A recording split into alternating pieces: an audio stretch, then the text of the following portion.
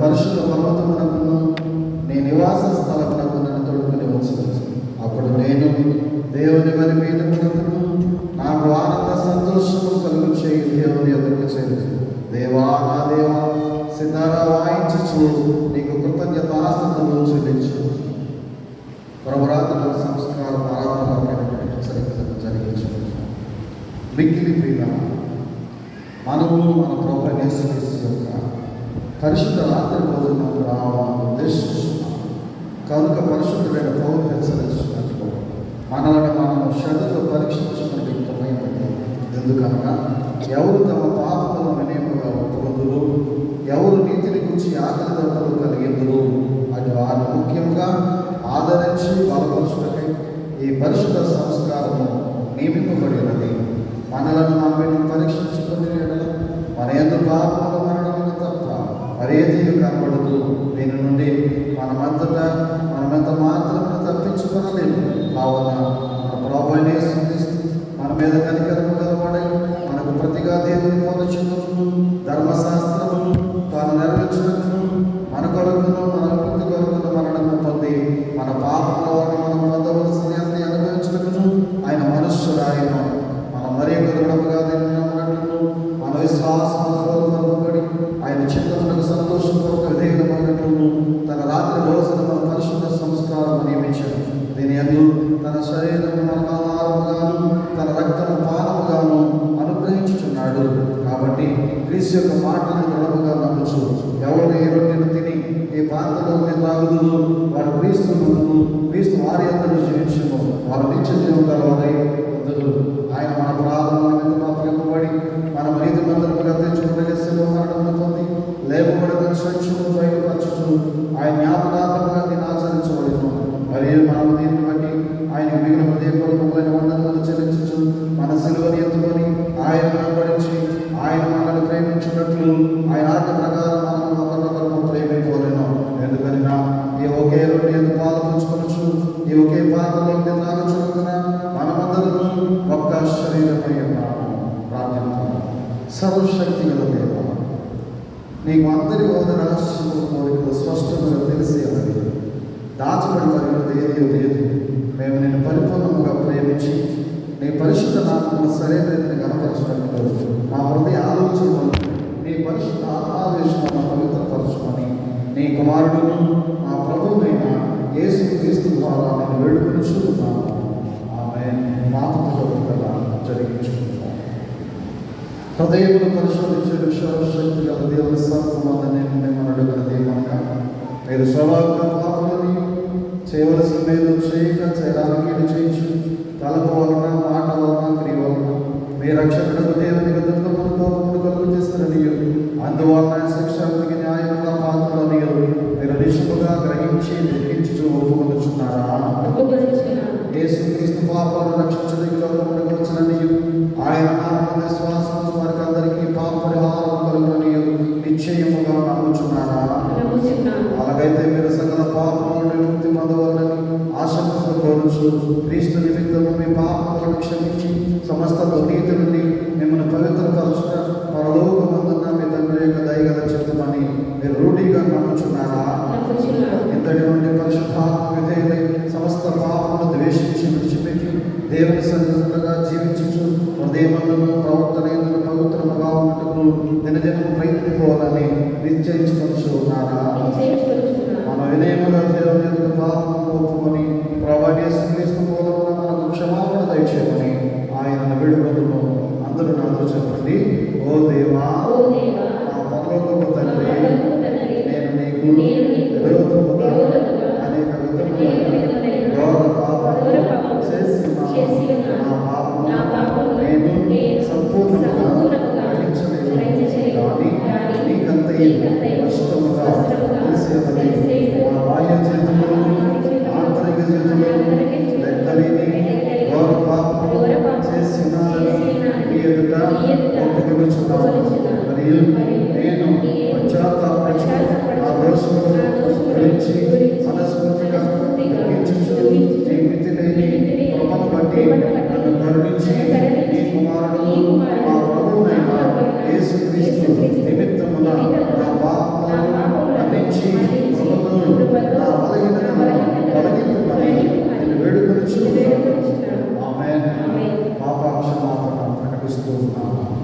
పరలోకమందున మన తండ్రి అయిన సర్వశక్తి గల దేవుడు మన యందు కనికరముంచి తన ప్రియ కుమారుడు మన ప్రభువైన యేసుక్రీస్తు యొక్క శ్రమ మరణ పునరుత్థానములను మన పాపములను క్షమించుచున్నాడు.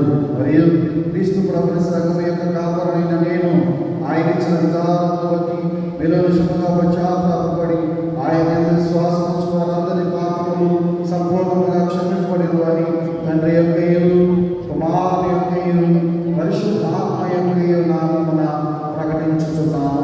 అయితే అధికారమును బట్టి పశ్చాత్తాపములైన విశ్వాసులకు తెలియజేయమనగా అటువారు పశ్చాత్తాపములైన స్థితిలో ఉన్నంతకాలము దేవుడు వారి పాపములను క్షమింపడు.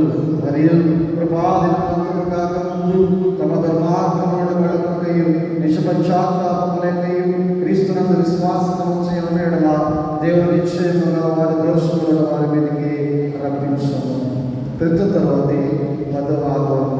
చెప్పినటువంటి ప్రారంభ గీతం చదువుతున్నాము. నేనైతే దేవునికి మొరపెట్టుకున్నాను, ఆయన నా ప్రార్థన ఆలకించు.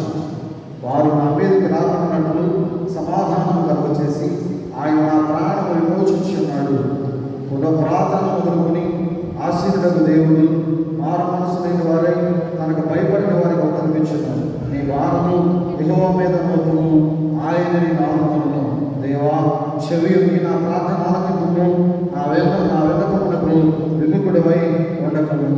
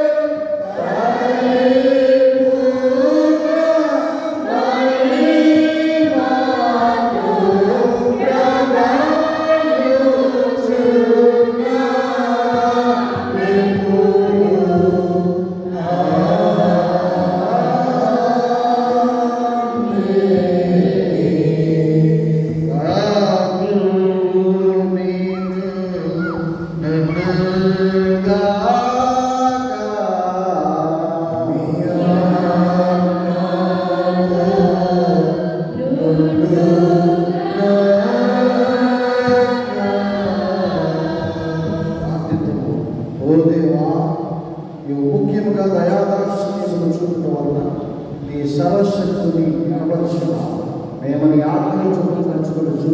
నీవు దయతో మాకు వాగ్దానం చేసిన వాటిని పొంది నీ పరలోక భాగ్యమందు పాలువారగలిగినట్టు నీ కృప అత్యధికముగా అనుగ్రహించమని నీతోనూ పరిశుద్ధాత్మతోనూ సదా ఏక దేవుడవై యుగ యుగములు జీవించుచు పరిపాలించుచుండు నీ కుమారుడు మా ప్రభువైన యేసు క్రీస్తు ద్వారా వేడుకొనుచున్నాము.